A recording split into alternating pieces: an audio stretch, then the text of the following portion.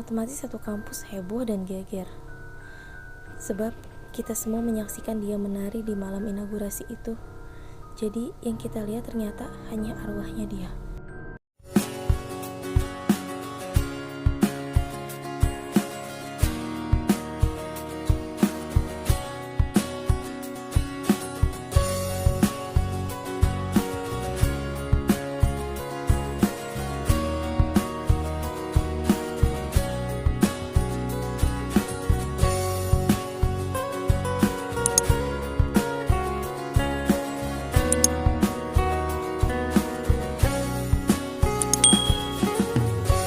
Assalamualaikum warahmatullahi wabarakatuh teman-teman.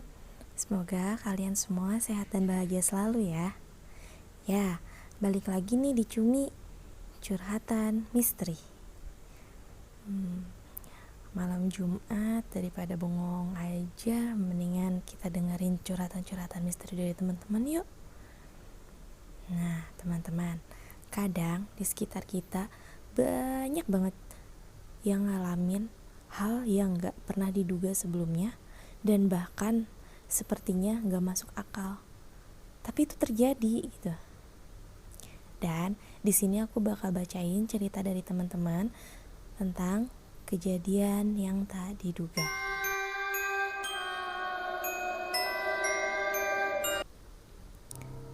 Aku sama teman-teman aku pernah ngalamin hal yang seram kak. Jadi waktu itu aku lagi sepedahan sore dengan teman-temanku, ada berlima. Itu kejadian waktu aku masih kelas 5 SD. Dan sekarang aku sudah kelas 2 SMA. Di dekat masjid kompleks sebelah memang suka banyak jajanan. Dan gak jauh dari tempat jajanan itu ada seperti gudang tua. Aku dan teman-temanku istirahat duduk di depan gudang itu. Dan ada sepeda di dalamnya. Temanku bilang, "Bagus ya sepedanya. Gak ada yang punya, ambil yuk." Tapi ketika kita mau mencoba sepeda itu, rasanya berat. Kita pikir itu karena banyak kempes atau apalah, karena sudah sangat berdebu juga.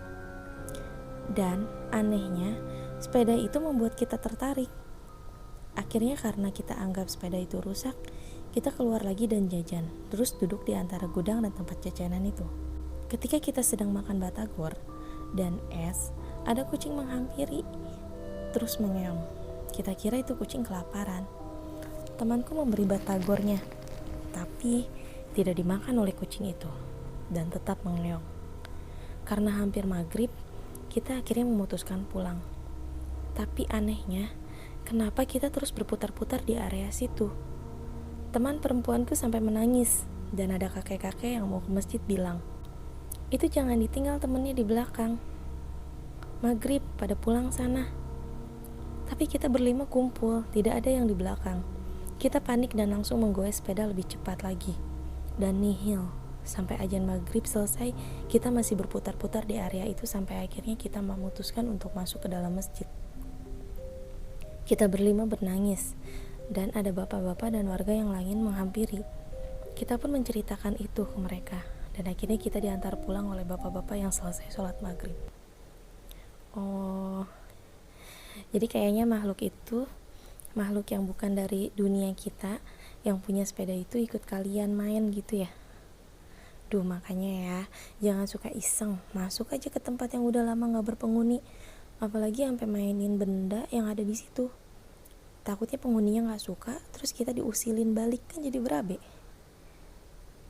Dan pasti itu pengalaman yang jadi kenangan banget ya buat kalian sampai sekarang. Lanjut ya, cerita kedua. Ini kejadian waktu aku SIP 2. Aku bekerja di salah satu garmen. Dan biasanya SIP 2 pulang jam 9 malam. Tapi hari itu kita diharuskan lembur sampai jam 11 malam. Karena pesanan masker di tempat kami sedang dikejar target. Karena pegal, aku istirahat dan ke kamar mandi. Pas masuk kamar mandi, di WC ketiga seperti ada suara yang menangis. Aku pikir sesama karyawan karena memang masih rame suasana garmen. Aku biarkan karena takut mengganggu privasi orang. Aku pun cuci muka. Pas mau keluar kamar mandi, mencium wangi melati. Aku langsung lari keluar. Pas aku ke tempatku lagi, temanku bilang, "Lah dari mana?" "Dari kamar mandi," kataku. "Kapan ke kamar mandi?" tadi lu ngasih benang ke gua. Aku langsung diam dan gemetar seluruh badan. Dari situ aku sakit, dan kata teman-teman yang lain, mereka juga ada yang pernah dengar suara nangis dan yang menyerupai temanku juga, padahal temanku itu gak masuk kerja karena sakit. Iya sih, aku juga sering banget dengar cerita-cerita gitu. Kalau di pabrik itu salah satu tempat favorit para makhluk-makhluk dari dunia lain berteduh atau tinggal di situ, ya gak sih? Nih coba ya buat teman-teman yang kerja di pabrik, ceritain pengalaman serem kalian. Lanjut. Ini kejadian sebelum Covid. Waktu itu aku dalam perjalanan dengan keluargaku keluar kota. Dan waktu itu tepat jam 2 malam kami beristirahat di salah satu masjid. Karena belum sholat isya, aku pun masuk ke dalam masjid untuk bersih-bersih, sholat isya dan rebahan. Ternyata aku ketiduran, dan gak lama aku mendengar suara azan. Kukira sudah subuh. Aku lihat di sekitar, adikku pun sama tertidur di sampingku. Supir kita di teras masjid, dan kedua orang tuaku tidur di dalam mobil. Tapi keadaan masih sangat sepi, belum ada satupun warga yang datang. Aku pun memutuskan untuk wudhu lagi. Ketika hendak ke tempat wudhu, di tempat muazin tidak ada satu orang pun. Tapi azan masih berkumandang. Aku penasaran dan makin aku dekati. Tidak ada orang, bahkan tidak ada alat pemutar azan seperti radio atau tape recorder dan sejenisnya. Aku merinding dan membangunkan adikku. Aku lihat jam, ternyata baru jam 3.30. Bahkan belum subuh. Aku pun langsung masuk ke dalam mobil. Oh, mungkin itu jin yang nunggu masjid kali ya. Niatnya mau ngebangunin orang-orang sekitar biar gak kesiangan gitu subuhnya. Soalnya dulu aku pernah tinggal di rumah nenek aku ya. Jadi di belakang rumah nenek aku itu ada musola gitu. Dan sering banget aku dengar sekitar kurang dari jam 4, tapi sudah seperti terdengar suara azan gitu. Terus aku nanya ke nenekku, katanya biasa nungelingan, atau maksudnya yang ngingetin gitu. Dan pas jam 4 aku mau wudhu sekalian mandi, karena di rumah nenek aku itu dulunya kamar mandi harus ke kamar mandi umum, dan kamar mandi umumnya itu ada di bawah musola. Dan dari luar tuh udah kedengar suara kayak orang mandi gitu. Tapi pas masuk gak ada satupun, cuman aku sama nenek aku.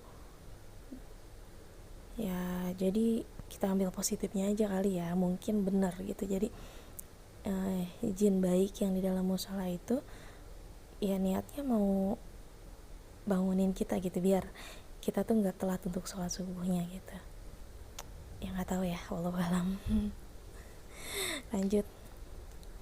Waktu itu tahun 2017, ada malam inaugurasi di kampusku. Dan aku sebagai mahasiswa baru diharuskan untuk menunjukkan bakat dan talenta kita. Waktu itu aku ditunjuk untuk bergabung dengan paduan suara. Ya karena aku emang merasa tidak begitu memiliki bakat seni, ya ikut aja. Dan ada salah satu temanku ketika ospek, aku satu kelompok dengan dia. Dia akan menunjukkan tarian jaipong. Tapi ketika malam inaugurasi, dia datang sudah lengkap dengan pakaian jaipongnya. Dan dia tidak berbicara sedikit pun. Mukanya pucat. Kami pikir dia sakit. Aku pun bilang, gak usah dipaksain kalau sakit. Dia hanya mengangguk. Dia sangat aneh waktu itu. Sampai akhirnya dia pun tetap tampil, dan penampilannya benar-benar sempurna, seperti penari jaipong kawakan. Tapi selesai dia tampil, dia menghilang dan kami tidak ada yang melihatnya. 2 hari setelah malam inaugurasi, grup WhatsApp heboh dengan berita kalau temanku yang menari jaipong itu ternyata dinyatakan hilang oleh teman kosnya 1 hari sebelum malam inaugurasi. Dia pergi menyewa baju untuk dia tampil, dan dia baru ditemukan pagi tadi sekitar 4 hari dari dia meninggalkan kosan di sekitar perkebunan dan tidak berbusana dengan utuh. Otomatis satu kampus heboh dan geger, sebab kita semua menyaksikan dia menari di malam inaugurasi itu. Jadi yang kita lihat ternyata hanya arwahnya dia. Kok serem sih. Bisa ya kayak gitu. Aduh, hampir satu kampus loh gitu ngelihat arwah nari gitu. Gimana rasanya? Aduh, sumpah merinding. Coba teman-teman, ada gak sih yang pernah ngalamin gitu didatengin orang yang sudah meninggal secara jelas gitu, utuh gitu terlihatnya?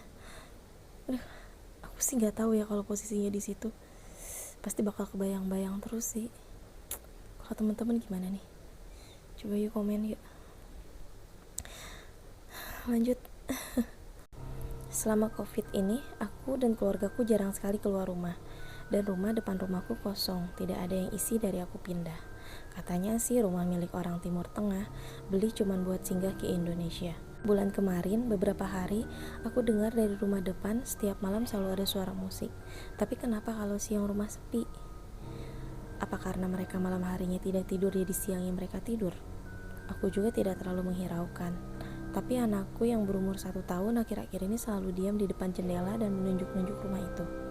Amah tuh. Mungkin maksud dia mama itu apa? Atau mama itu siapa? Aku dan suamiku akhirnya berdiskusi. Apa kita harus bicara dengan Pak RT agar memeriksa ada penghuni atau tidak di dalam situ? Ketika aku ke ruko depan rumah, aku bertemu tetanggaku 2 rumah samping rumahku. Dia tidak mendengar musik, tapi dia mendengar seperti ada suara gerbang dibuka setiap malam. Dan anehnya, ketika dia keluar rumah malam, seperti bau busuk. Sampai akhirnya kita mengadu ke Pak RT. Akhirnya Pak RT, suamiku dan beberapa warga ke rumah itu diketok, gak ada yang nyaut. Mereka ke samping rumah dan pintu samping rumah pun terbuka. Pas mereka masuk, bau busuk mulai tercium katanya. Akhirnya diperiksa satu ruangan dan ada seorang laki-laki paruh baya sedang tergelepak tak bernyawa di tempat penyimpanan alat bersih-bersih. Sepertinya bapak itu menginjak kabel terbuka yang sudah digigit tikus. Ternyata bapak itu yang biasa beres-beres rumah itu. Hampir seminggu bapak itu meninggal dan tidak ada yang tahu. Ketika diantar ke rumahnya, menurut anggota keluarganya, mereka tahunya bapak itu pergi ke Bekasi karena ditelepon oleh pemilik rumah itu. Mereka mau pulang ke Indonesia dan disuruh bereskan rumahnya yang di sini dan di Bekasi. Dan memang kalau di Bekasi bisa sampai berhari-hari karena harus membelanjakan juga semua kebutuhan pemilik rumah itu selama di Indonesia. Kita tersadar keanehan itu, ternyata bapak itu memberitahu kita agar menemukannya di dalam. Semoga bapaknya tenang sekarang setelah dimakamkan. Innalillahi wa inna ilaihi raji'un. Husnul khotimah ya Pak. Pertanyaannya, itu yang punya rumahnya masih mau gak ngisi rumahnya? Udah lama gak pernah ditempatin, ada yang meninggal juga lagi di situ. Duh, kira-kira kalau kalian dikasih rumah itu mau gak? Gimana teman-teman? Lanjut. Aku nabung udah hampir setahun, akhirnya kebeli mobil. Niatnya kalau antar emak terapi ke dokter gak usah pakai taksi online lagi. Akhirnya beli di temannya teman kantor pacarku. Itu juga pacarku nambahin buat beli mobil itu. Mobilnya masih lumayan, dan mobil keluaran tahun 2018. Kilometernya pun masih rendah. Waktu itu aku pulang kerja, belum begitu malam. Pas ngelewatin jalan depan gedung bekas salah satu mall di Depok, tiba-tiba seperti ada yang menghantam mobil. Aku pun berhenti mendadak dan syok. Antara takut, tapi harus memastikan aku menabrak atau tidak. Akhirnya aku memberanikan diri keluar. Aku lihat sekitar mobil, gak ada apa-apa. Sampai ke kolong mobil pun aku periksa gak ada apa-apa.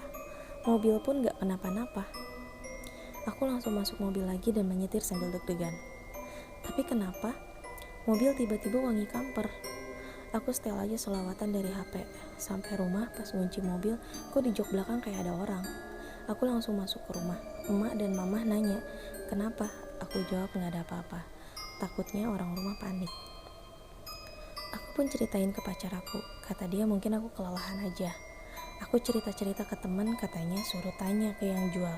Takutnya itu mobil kenapa-kenapa sebelum dijual. Soalnya dijual murah di bawah pasaran. Dan setelah diselidiki ternyata mobil itu pernah nabrak anak, dan anak itu meninggal dalam mobil selama perjalanan ke rumah sakit. Tanpa pikir panjang, akhirnya itu mobil kita jual lagi dengan harga yang sama. Sebab itu baru dipakai 4 hari dan kita jual ke orang luar kota. Pantesan ya kalau di daerah aku masih ada ritual mandiin mobil kalau beli mobil gitu. Terus bagi-bagi nasi uduk, katanya sih biar berkah selamat. Ya emang ya, salah satu juga yang harus kita pastiin sebelum kita beli mobil, apalagi mobil second, yaitu riwayatnya. Aku juga sih pasti sama ya kayak gitu. Kalau tahu itu mobil seperti itu riwayatnya, ya aku pasti jual. Aduh, serem Bo. Lanjut cerita terakhir. Aku pernah naik ojek online gaib teh. Jadi ceritanya, aku mau nginep di rumah temen karena kosan aku sepi waktu itu. Tepatnya Idul Adha. dan anak kosan kebanyakan pulang atau nginep di rumah saudaranya mereka. Waktu itu pas temanku WA sudah pulang kerja sekitar jam 11 malam, aku langsung pesan salah satu ojek online. Pas aku ke gerbang kosan, ada motor dengan pengendara pakai atribut lengkap ojek online yang aku pesan. Dan gak aku lihat-lihat lagi, karena di situ sepi dan aku pikir cuman aku yang order. Pas naik motornya, kenapa bau busuk? Aku pikir bau darah bekas kurban tadi karena 3 rumah dari kosan aku itu lapangan dan tempat sembelih kurban. Di perjalanan, masnya hanya diam dan gak bicara sedikit pun. Tapi kenapa hawanya dingin banget? Terus aku bilang, "Mas, kalau ada ATM berhenti dulu ya. Aku gak bawa uang cash." Dia tetap diam. Pas lewat pertama, "Mas, itu ATM berhenti dulu ya." Dia tetap gak ngejawab. Pas ketemu ATM kedua, aku tepuk punggung masnya. Dingin banget, terus kayak nepuk bantal, empuk banget. Mungkin dia pakai jaket tebel lagi. Aku pikir sih gitu. Tapi tetap jalan dan gak ngejawab. Akhirnya aku WA temanku untuk nunggu di depan rumahnya dan bawakan uang untuk bayar ojeknya. Sampai rumah temanku, aku turun dan bilang, "Tunggu ya mas, aku ambil uang dulu." Temanku udah nunggu di teras. Dia nanya, "Kok jalan kaki?" Kata aku, "Orang pakai ojek itu." Pas aku lihat ke depan rumah, udah gak ada ojeknya. Kata temanku, "Ojek apa? Orang gua lihat lo tadi jalan." Aku lemes dan merinding. Kita langsung masuk terbirit-birit. Sampai kamar temanku, aku cek aplikasi ojek online yang tadi aku pesan. Ternyata ojek online yang aku pesan membatalkan pesananku karena belum selesai antar orderan makanan. Jadi tadi aku sama siapa? Pantesan aneh. Ya Allah, aku syok sampai pulang dulu ke rumah orang tuaku dan cuti kerja. Aduh, gak kebayang deh, bener-bener gak kebayang kalau itu kejadian sama aku. Merinding ya. Makanya aku berani sih jam 11 malam gitu keluar sendirian naik kendaraan umum. Ih, cewek loh, say. Aduh, jangan-jangan lagi ya.